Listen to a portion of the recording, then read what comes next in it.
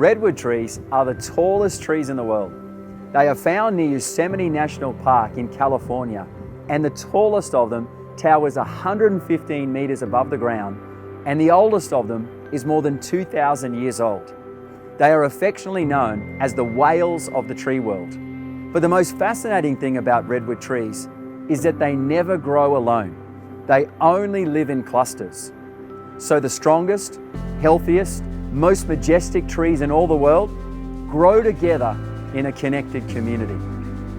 The roots of the redwood tree don't just grow down, but they also grow out, and they wrap around the roots of the other redwood trees.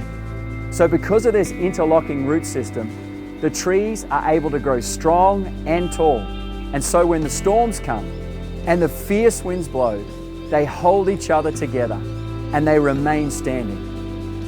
Redwoods also pass nutrients through these interconnected roots.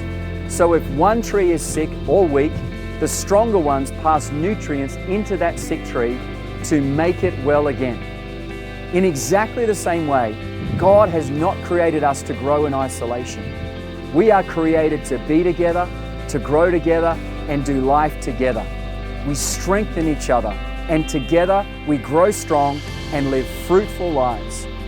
The psalmist said these words, "God sets the solitary in families." God sets us, He places us in a spiritual family, which is called the church. And this is what it means to enter God's kingdom. We now belong to God's spiritual family. One of our greatest challenges as human beings is our tendency to drift away from community and from relationships. Inevitably in life, we find times where we are pulled towards isolation, where we become separated from community. We might find ourselves alone and even just consumed about ourselves. Inevitably, we lose our spark and our meaning fades. What we need is a revelation of togetherness, because desperately we need to be together. We can't do life alone. We need community and we need each other. The church is God's answer to our single greatest need as human beings. And just like those redwood trees, God has not designed us to live in isolation. We are stronger when we're together, and we are better when we're together. And we grow in our God-given potential when we are together. Ecclesiastes says, "Two are better off than one, for they can help each other succeed.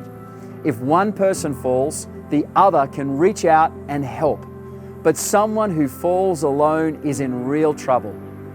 We can't do this alone. We have to get up and get connected into God's life-giving, purpose-filled, rich community of faith.